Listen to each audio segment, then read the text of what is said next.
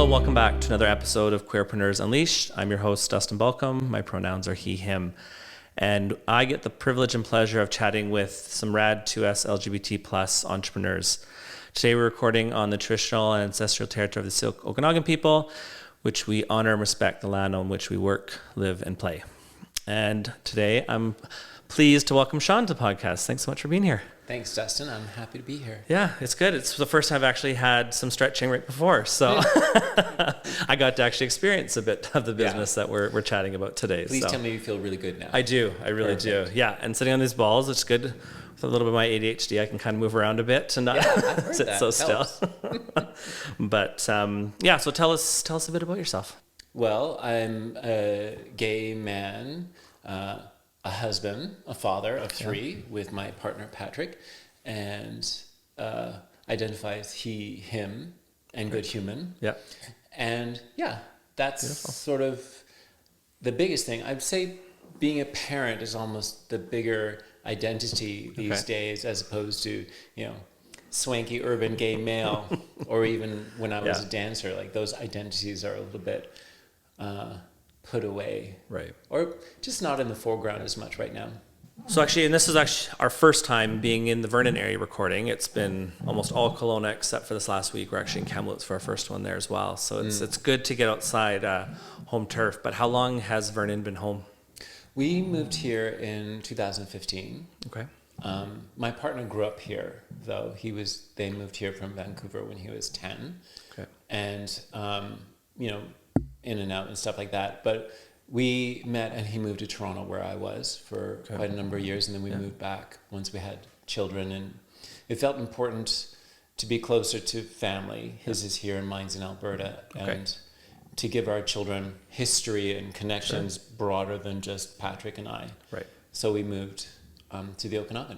That's great. And it was stinking hot. I'm like, oh my God, I'm going to dry up like a raisin here. Why are we here? Yeah. But it's lovely. Not quite as humid as Toronto. No, not at all. It's like arid and deserty and like cracking. But at least you got a great lake nearby that you can go and jump in and all of that. So, and a lot less smoggy. Outside of the forest fires, of course, when we have those. There's that, right? Yeah. At least you got, lots of trees around you and all of that. So aerating. Yeah. Fresh air. Exactly. So tell me a bit about your coming out and what that looked like. Well, I'm from PEI. Okay. And I was born there. My parents are East Coast. And we moved to Alberta when I was young. And around the age of 4 or 5, I knew I was gay. Had a little boy crush on a young guy. As we do. As you do. So, it's one of those things. Officially, I came out when I was 21, after I'd already spent a few years in professional dance school. But I had known forever.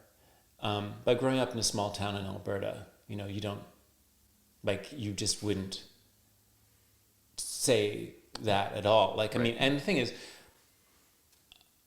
I was teased for being gay and all of that stuff. It's not like we all didn't know there was something different about me, but to admit that, years later, I wish I had, because it would have been empowering to be able to do that. But it was, it felt a little bit dangerous. Sure. To do that then. And so it was a few years later, it's funny, I went to dance school, and then I probably would have dealt with it even earlier because I was able to be out at dance school. Right. Kind of. But it was a very accepting environment. But I didn't want to be a stereotypical gay dancer. Guess what? I'm a stereotypical gay dancer. Duh. So that was, something, I guess that's kind of called internalized homophobia. Right. So I dealt with that. And when, and then I was going to be traveling for dancing. And it was important to me that I be able to communicate honestly with my parents. And my parents are great people, and so, I told them I'm gay, and my mom was, kind of surprised, not surprised, She probably always knew. I'm surprised, and then I kind of wonder, I'm like, yeah. And my dad didn't say anything, and I said, Dad, you're, not saying much. And he's like, well, there's really nothing I can do about it. And that seems harsh, but at the same time, it was really honest. Yeah. He just needed time to take it in. And now, they're proud of me. They're proud of my career. They love my children. I mean, my sister had 3 kids long before I had our 3. Okay. And, you know, the first thing my mom said when the children were placed with us, oh, I've got double the grandchildren. You know, like, it's great. Perfect. Yeah. So, yeah, I think leaving that small town, which I did when I went to dance school, was important to do. I mean, it seems like a pretty good coming out with the family. And I mean, we've heard kind of quite the range of coming out stories so far. Yeah. And I mean, you know, I was very fortunate that my parents are great, and for me and for my family. And I mean, I know people who, I understand really clearly why you have chosen family. Right. I know people Absolutely. whose experience was not that at all. And the, you know, people who are my friends, and I realize how wonderfully boring my family is, in that we're just, you know, live and let live. You know, there's no excitement or drama about things like that. Also, I mean, I'm mixed race. It doesn't really look it, but my mother married the Chinese boy in PEI. Okay. Right. So they're already a little different in that, you know, there's a different ethnic in my family, which was different when my parents were married, you know, 50 some years ago, 60 years ago. Yeah. So they're already quite accepting. Okay.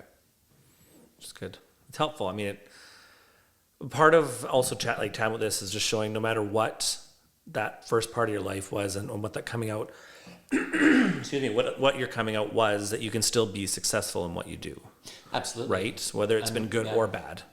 Yeah, so I think that's where who your friends are is huge. Yeah, the chosen family side of things. And having that, and being able to talk frankly with people who know, you know, don't just say, oh no, it's just fine. You know, your mom's just a little bit upset. Like, but they say, yeah, that sucks. Yeah. And obviously they don't get it. People who can understand what it's like. Yeah.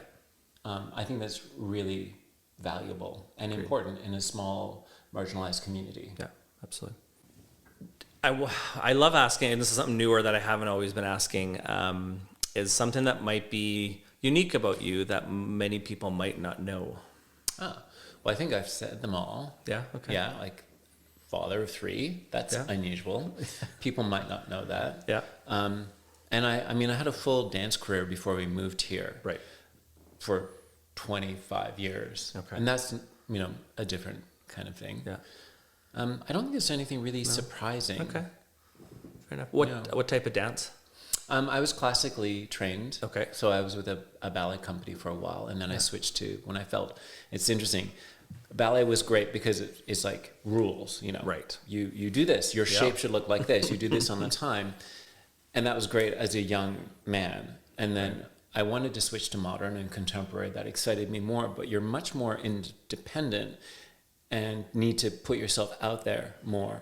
And I knew that I needed to be a little more mature before I was ready to go to a contemporary modern company. So I did that when I was 28. Okay.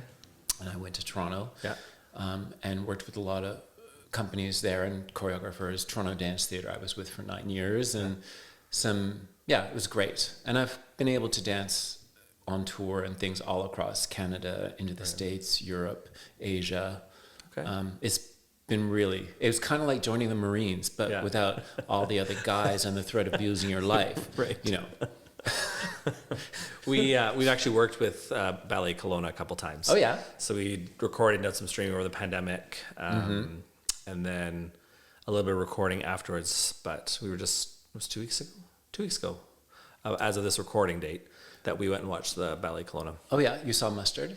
Yes. Yeah. It was really good. Yeah. Robert is a great choreographer. Yeah. I danced briefly with Simone. We were in the Banff Festival Ballet for like a summer. Yeah. So I know her as well. She's great. She's, I think, a really wonderful addition to Ballet Kelowna and where they're at right now. Yeah. Yeah. It's, I mean, having worked with her a number of times now, I just get how to work with her, because she's very different than a lot of the different groups that we've worked with, whether it be in the arts community or otherwise, just in how particular is not the right word. She's specific. Specific, thank you. I think is very helpful. Agreed. You know, as a dancer too, when a choreographer knows what they want, it's helpful then rather than you doing something and saying, oh, that's not it. Could you show me something else? Yeah. Like, I can. Still don't know if that's what you want. So Simone's directness, I think, is really helpful for that company right now. Agreed. So I want to change gears and talk more about the business, which is why we're here. So obviously I got to experience it a bit this morning or earlier today before we got into this, but tell me your business. It's centered Pilates, and it's in Vernon. And, you know, when I first moved to Toronto, a good friend of mine who I danced with, she was a Pilates. She had changed from dancing to Pilates. Okay. Pilates is a technique of training that works on body alignment and strength and applies to many different activities. And it's really great for dancers. And when I moved to Toronto, I just ruptured my Achilles tendon, so I had to rehab. And, you know, she said, oh, I'm buying a studio. You're on the schedule in May, go do your course, because Pilates was a great part-time moonlighting gig. Yep. So I now have my own Pilates studio. Right. And it's, you know, it's great because what I really like about it from how I'm approaching it is it's about people's authentic movement. What's movement for them? Yeah. And how do they move well? And helping to propagate that, as opposed to you should look this way, you should lift this much, you should, you know, have this shape in order to be healthy. So I like that it takes away the superficial and it gives people to recognize how they feel from within and how they move and enjoy their movement. Yeah. And if we move well, we're stronger and things work better. But also it's, you know, people are quite happy when they embody themselves and not trying to meet an external sense of achievement or satisfaction. Right. Not that those things don't matter. I mean, they all do. Sure. But I like, you know, here particularly, my population that I work with is a little younger than me, not very many. Okay. To, you know, in towards 70 and above, actually 80. So people who are either just starting Pilates, older, you know, this lifestyle here, I want to ski, I want to do this, I'm falling apart. What's, you know, it's giving the opportunity for people to balance their alignment, feel strength in that, and importantly, recognize it. Right. So they know, oh, this is good. How I'm skiing feels good. This is what it should feel like. Or this doesn't feel right. What do I need to change? And the recognition that you can change that. And so Pilates gives those sort of balancing tools, you know, of alignment and awareness, and then applying that. So whatever you get in the studio, you take with you. Right. It's not requirement to have me or the equipment. It's just you. Yeah. And I like that client focus for it a lot. I think it's really important for clients to feel empowered with how they feel. Absolutely. And not rely on an outside person to say, oh, you should be feeling good right now, right? I mean, I know I did say that to you, but that's more like it should feel good, not bad. Right. And if it feels not great, then we should change what we're doing. Of course. Yes. And how long have you been doing it for here? Here, the studio, it's going into year 3. Okay. Yeah. The private part, the little room that we're in right now, was a year before that. So that's into year 4. When I moved here, I was, you know, I got a job with a couple of Pilates studios here. And I realized that, you know, my work ethic was different than those businesses. And, you know, that's their business, not mine. And I should go do my own business. Right. So that's how I became an entrepreneur. Totally not what I wanted to do. I much prefer working. I was a dancer. I prefer to be told what to do by somebody else. And that, you know, really wasn't working. Yeah. So how did you overcome that, where it was you like being told what to do, but now you're telling yourself what to do? Right. That was hard. Yeah. Partly, I mean, it just really came to focus. How much do I care about that client experience? Right. You know, the clients of where I'm working, and also I control that environment and I can improve that environment. Right. So it became focusing on that and the kind of experience I wanted to create for people.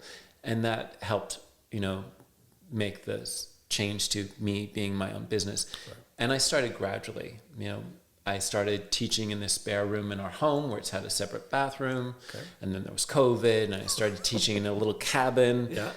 And then, and then we did this small studio, and then I wanted to work with other instructors, right. and not be in isolation. Yeah. So we expanded into having a group studio. So there are more people here now. It's a little more dynamic. And I'm also an instructor trainer. Okay. I have been for quite a number of years. And I'm trained in a couple of different methods or modalities of movement. Okay. So I like educating others about that. And so this space allows me to do that. Yeah. So I think the gradual thing also helped a lot. That it right. wasn't like, oh, I'm going to hire 4 employees, have 6 machines, and yeah.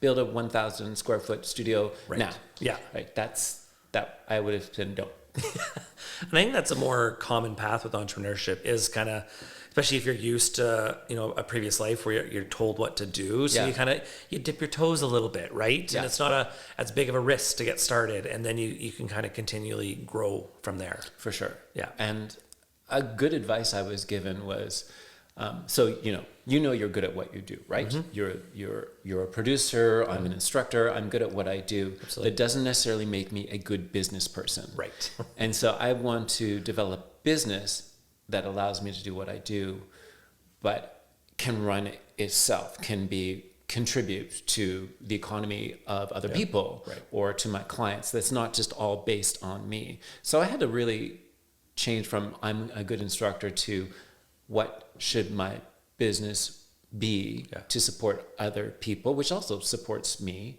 and gives me time. So changing that a little bit right. to not being the person carrying it all, yeah. but with the intention of, I'm going to work a lot, and I still do, but work a lot so that I can get other people involved as right. well.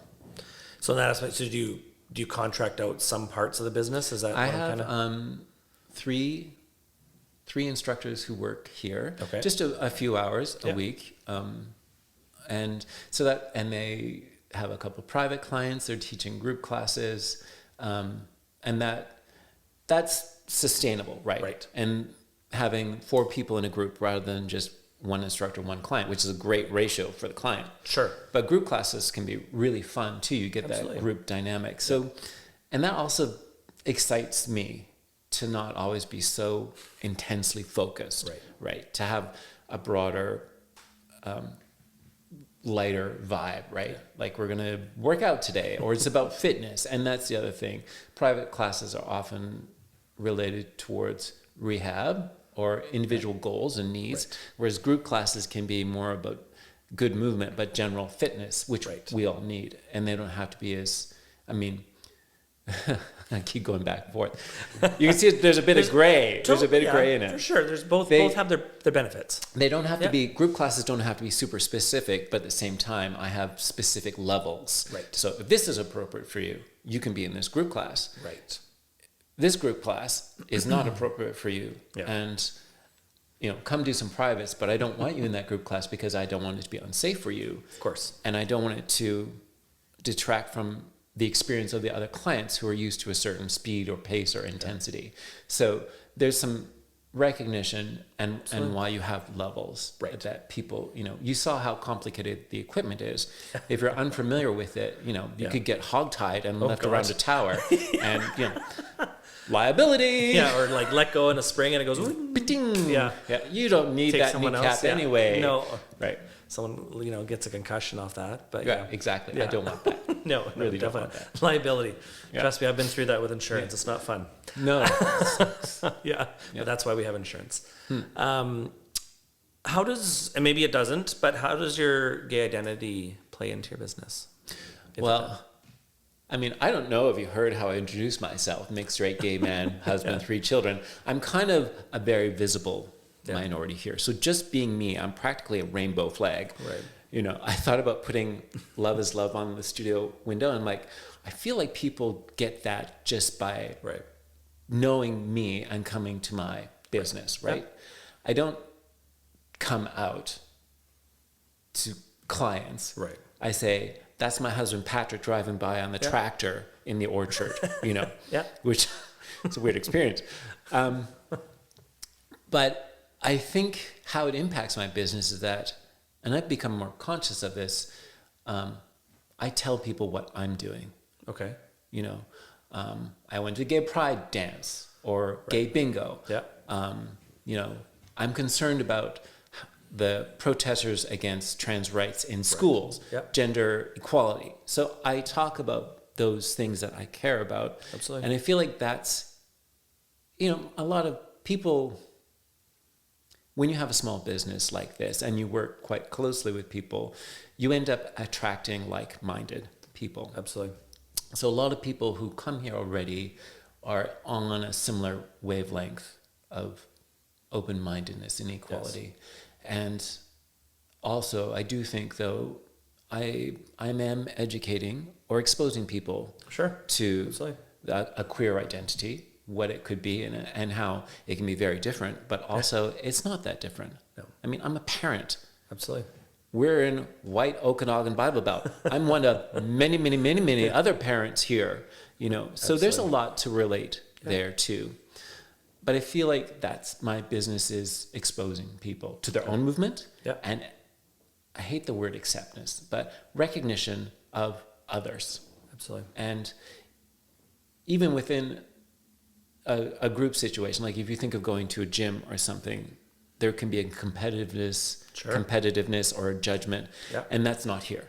You know, you're moving this fast, this pace, that's great. The person next to you, they're moving differently, that's fine. Totally. You know, they're doing what's good for them. Yeah.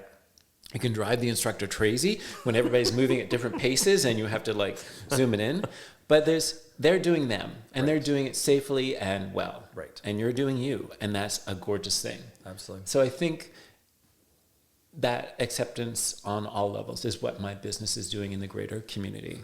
I love it. I think we talked about this a bit already, but I shouldn't say we talked about this specifically. We've talked about some of the challenges kind of getting going from, you know, being a dancer, being told what to do to having that. But what have you found to be your biggest challenge so far on this entrepreneurial journey? Putting in an elevator pitch. Okay. You know, being able to articulate what I do or what the business, I mean, even just being able to describe Pilates, which I think I did not too badly. You did. This time. Yeah. I've had to work on that a lot. Sure. And it varies to the audience, to who I'm talking about. It's a little bit, I mean, it's so individual, right? How you move your body, how, you know, what you want from the experience is very different from somebody else. And what's great about Pilates is that we can make it for you. Right. So how do I describe that to the general public? Oh, well, we're just gonna, you know, move your shoulders, and like it's finding the language to describe what I do. Yeah, was a real challenge. Yeah, that was hard. I did, and this is something I recommend to anybody who's getting started. There's Community Futures. Yes, and they're here in Vernon, and they have this like, they're a great resource. They have all of these small business courses. Working with mentors, other business people, and they had Enterprise Challenge, which is for small businesses. Yeah. And I did that. And that was a great challenge and effort. It's like, focus on your business. What is your business? Right. How does your business get started? How do you get supplies for your business? How do you do you have staff? What's your mission statement? Yeah. All of this stuff over and over and over again. And I would never have dedicated that much time to learning my business unless I had done that Enterprise Challenge and also done some of those, there were workshops with people in the business and marketing, in finances, all of this stuff that really made a huge difference. Right. And not feel so worried, because I knew my business. By the time that challenge was over, I knew what I was doing. And that seems weird because, you know, I already knew what I was doing, but being able to talk it and think it and just know your business inside out from, you know, no matter how small, was huge. Yeah. And certainly helped with that feeling of responsibility of having a business, knowing it really well. I think it sometimes takes those outside people to help us, because Yeah. in our head we know exactly what we need to do and what we do, but it's like, yes, that articulation of it. Well, in my head, I knew already. I didn't know. Like, I actually know quite well what I could do and not do, and I knew that's not in my wheelhouse at all. Okay, but it needs to be, because I can't hire a marketing staff and an accountant. Not like, I'm not that big. Right. So it was a relief to have these courses. This mentor, I had a great mentor, help me do all of that. And and really it was just like, okay, tell me what you're doing. And I tell him, he's like, okay, now explain that to me. And then, okay, go back and work on that. It's like, okay, yeah, I will. Or yeah, not quite right. Go back. So I think you want to know. Mm-hmm. You want to know what it is you're offering, why. Absolutely. And I mean, we all want to work. I mean, it's obvious. Yeah. We're working to make money, to support our lifestyle, to give us what we need to fulfill our needs. Yeah. So, money is a recognition of Absolutely. Why we're working. Yeah. And you can do that. But even how are you going to meet those goals? Even articulating those goals, that was kind of hard for me. Yeah. How much do I want to make this year? What's realistic? And when I met my husband, we were dating for a year, and he's like, so what's the 5-year plan? I'm like, I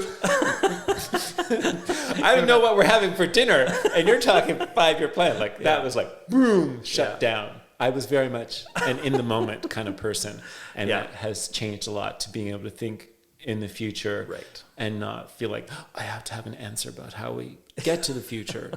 It's still one day at a time, but Absolutely. Having some vision now helps a lot. Yeah. And what does the longer term vision look like for the business? I'd like to have a slightly larger client base. Okay. More clients. I like the instructors I have working with me are great, mm-hmm. and they're still looking at instructing, is also still learning. Right. So I have a great staff, and I want them to get more hours and have more clients. So making the business a little more self-sufficient. Okay. And also giving myself a bit more time to be involved in things that I care about. So there's the queer community. I told you, that I'm part of a musical, This Is Me, which is in June, and this is like the annual musical production by Big Apple, and we're making it queer themed for Pride Month. And, and that's just telling people stories, exposing people who aren't in our community, but are interested in our community, know people in our community, just giving them a way in, giving them a little bit more. Right. And then also, a little bit, wanting to be a little more political in queer rights and trans rights. And I feel I'm in a great place. I know who I am. I know where I've been. I recognize other people and where they're at and stuff like that. And I'm in a place where I can stand up for some people who aren't as secure as I am. Right. And I feel that's, it's great to be there. Yeah. And other people need a voice for them. We talk about, I've seen so many shared things or things from the trans community, particularly because they're so targeted right now. Yeah. And it's like, if you feel safe, ally. If you feel safe, promote this trans person or speak up for the trans person if you feel safe. But think about, if you don't feel safe saying these things, how does that trans kid feel saying these things? So I think if you're in my position or other positions where you know who you are, even if you feel a little less safe, you need to speak or be present, show up, because there are so many people who are far more vulnerable than you are, and they will never have a voice because they are not safe. Yeah. So I want more time to touch on that a little bit. I don't think I'm going to be a massive activist, but I do want to be able to go show up participate in conversations and be more involved for people. Yeah. Well, and I think, being an activist doesn't have to mean that you're outside at a protest. There's so many other ways to do it, whether it be behind the scenes, supporting those events. Contacting politicians, getting involved, being loud. Yes. A squeaky voice. Well, a squeaky wheel. I might be squeaky too. By the end of it. Wait a minute! Yo! I'm talking to you! Yeah. Right? Exactly. So just being present, being available. Because for many of us, we're in the queer community, we're in a good place now. It's recognized it's not okay. Generally, it's not okay. No. In the 1980s, when I was growing up in small town Alberta, it wasn't considered a bad thing to yell out, pardon this, fag to somebody. It was considered your entitlement to out somebody like that because you're a heteronormative person and that gay dude is wrong. Yeah. Now it's very clearly not okay to do that. And so I think we need to keep that momentum going and keep saying that is not okay. Yeah. That's infringement on human rights. That's bigotry. Let's be frank. Yeah. That's not right at all. And I don't like the word fair. It's got nothing to do with fair. It's right and wrong. Exactly. Human rights are important for everyone. Yeah. Yeah. I think you've answered what was kind of the next section I was going to, which is about how you want to get back to your community. So we've just... I think we did that. We did. One other part of the business I want to touch on before we kind of jump to the next segment, which is the as I call it, the lightning round. Do you feel, being a queer business owner, that there's different challenges for you compared if you were a straight business owner in your industry? And it's okay if there's none, right? Like it's because some industries there is and some there isn't. I feel like. Yeah. I feel like, well, in my industry specifically, generally I would say not, because a lot of Pilates instructors were once dancers. Right. The dance community has, quite a number of queer members in it already, or closer to the arts. So that I don't. If I were to go to like a CanFit Pro convention on fitness, I might feel a bit odd. Like if I guest taught in front of like 1,000 people after, weightlifter dude had guest taught something, I might feel a little, That's fair. Yeah. But I would say actually I've been very fortunate in all of my career. Like dance was pretty accepting. Right. My friends in the dance world were very accepting. The Pilates world, I think, and the fitness world in general, I think there's such an overlap of queer people in the fitness world. Sure. Right. Yeah. And again, I think it's something that you would just call out more quickly if it was a problem. Yeah. Really. So no, I don't think that I'm having, I would say living where we live is more of a challenge, like I'm visible. Right. Compared to when I lived in Toronto. Yeah. I don't stick out at all in Toronto. Here I stick out. I wear a scarf and a hat. That's not a tractor hat, and I stick out. So I think our location is probably more challenging than being in business. Yeah. One thing I was saying about when you brought up dance there just a minute ago was I feel like, especially in ballet, that I feel like it's flipped where if you're a male in ballet, they assume that you're queer versus, right? So straight men actually, I feel like, and I don't know all the stats or anything. It's funny because in my experience, the ballet companies that I was in are around 25% men might be gay. Okay. In the mono world, 95% of men are gay. Okay. But so ballet has that very strong queer association. It's not actually. I've even worked around some companies where I would say they're almost homophobic. Wow. In that the queer guys and there was men in this case, were a little bit like ostracized because they were gay. And I want to say also there are gay women in ballet companies. Sure. And that's hard on them. Yeah.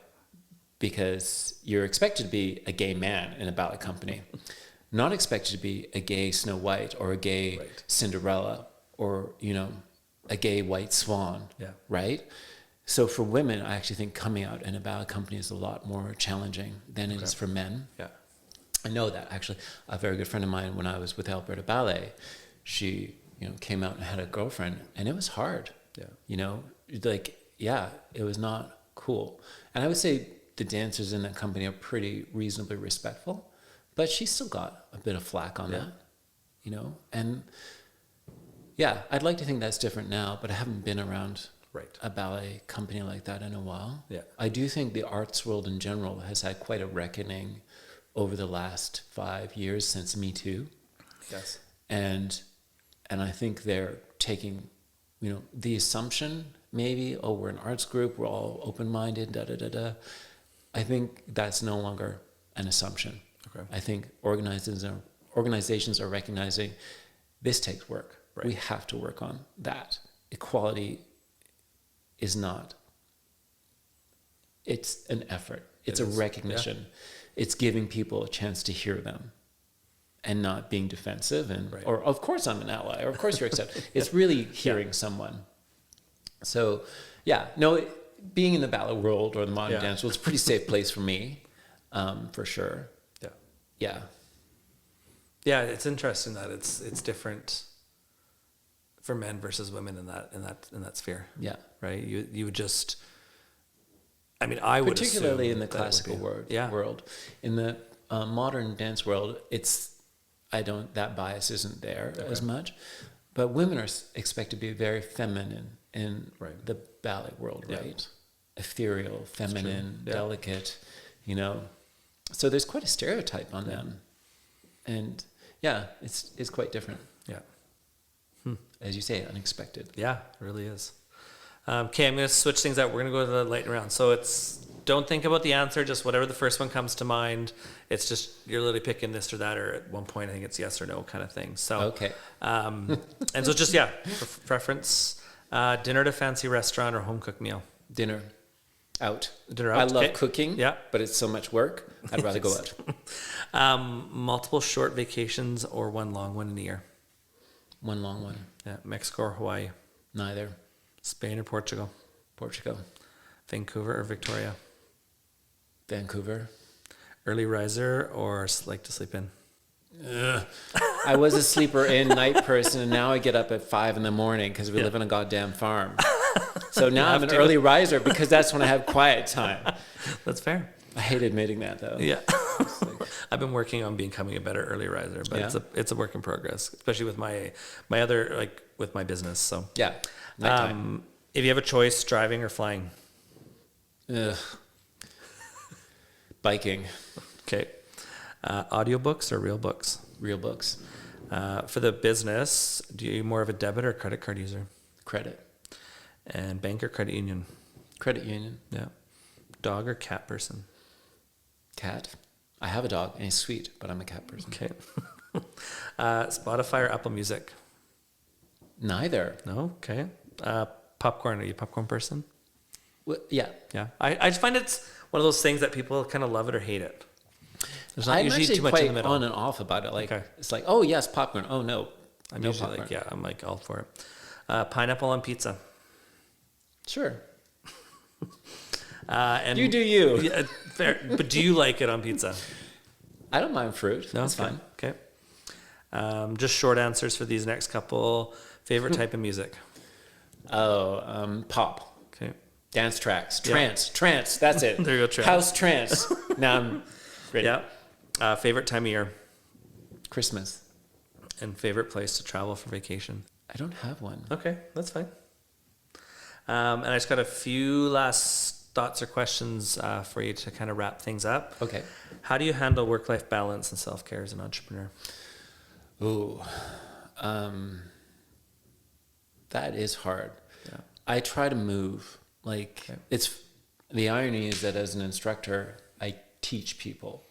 And what works in the studio is that I'm guiding people. Right. So I'm not leading a class and I don't do 10 Pilates classes a day. Right. You might show them the movement, but then I might demo, but it's really about the client that's there. So part of my self-care is moving.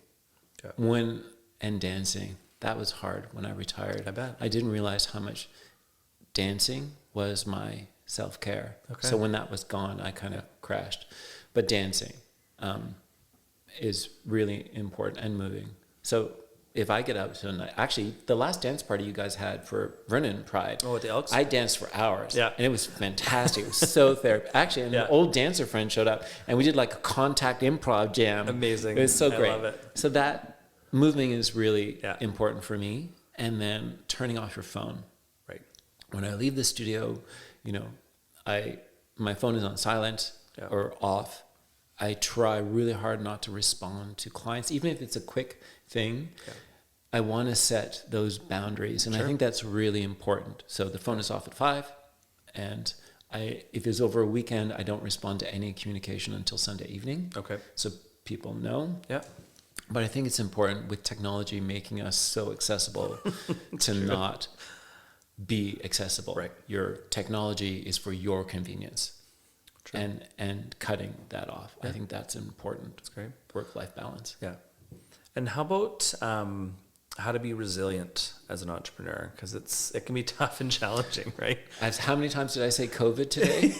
I work with people and you get shut down and shut down. Oh yeah, I know that very much. Yeah, right? Yeah. Take a breath. Yeah. Take a breath. When things go awry, you're going to slip right into fight or flight, primal brain. Oh my God. Yeah. And it's really take a breath. And, you can slip it into the bigger perspective of,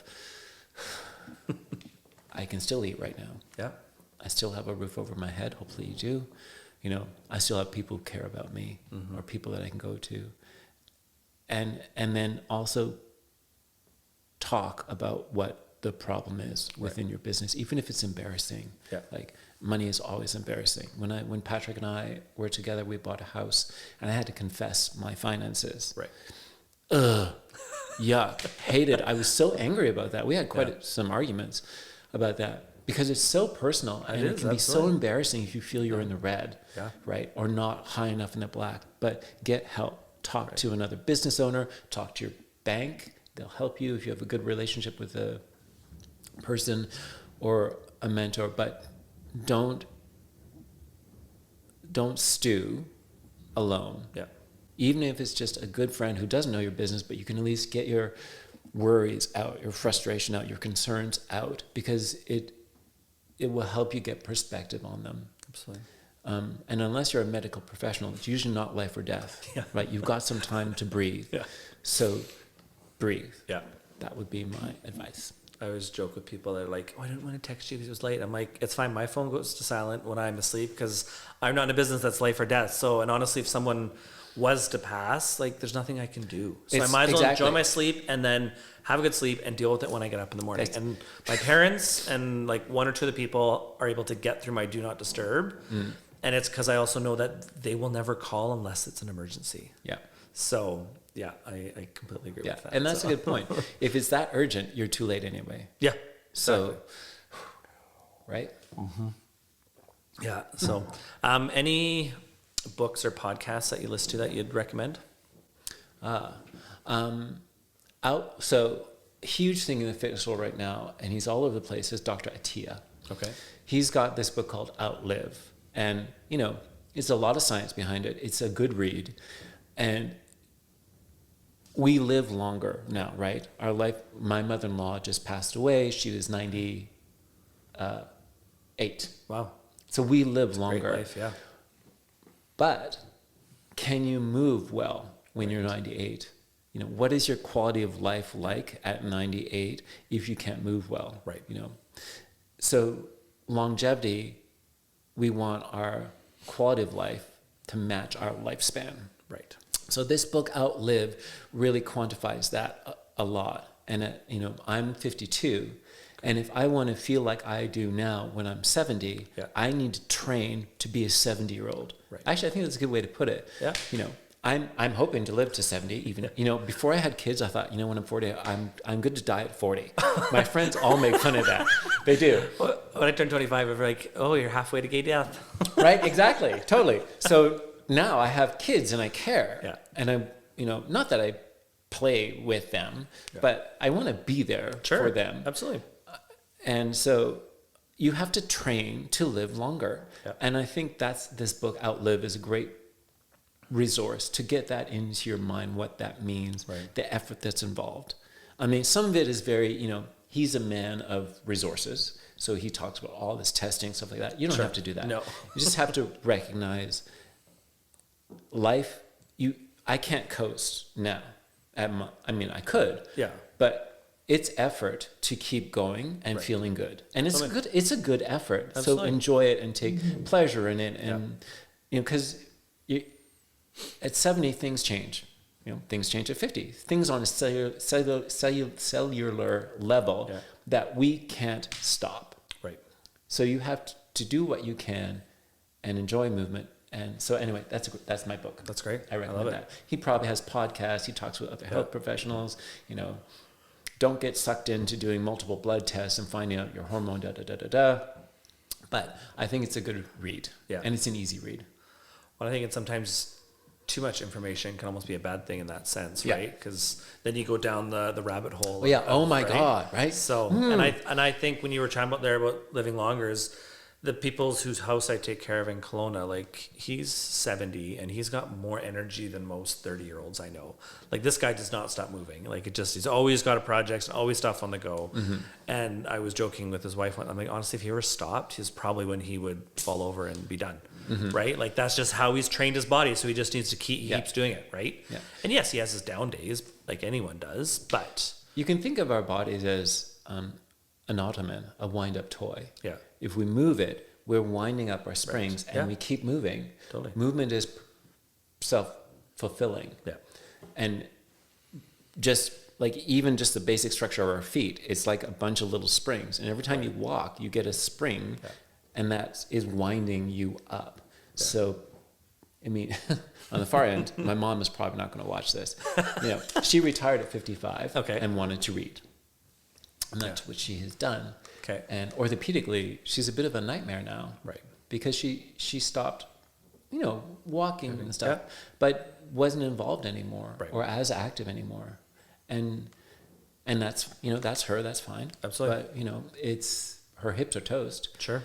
And that's not great. No. Yeah, you definitely have to keep moving.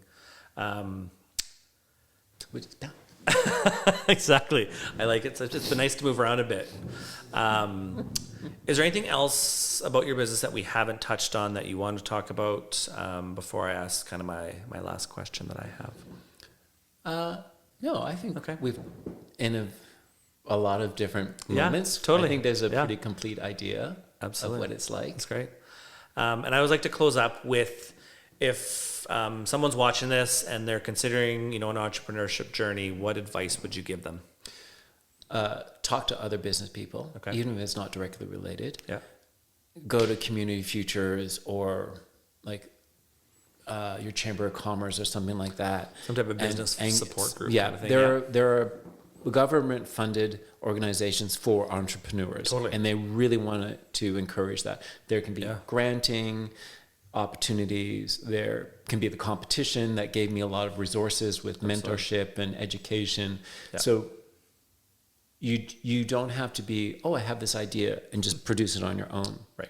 So look at, I guess you could look up, Canadian entrepreneur support online and start there. Because I think there's a lot of resources that none of us know. Yeah.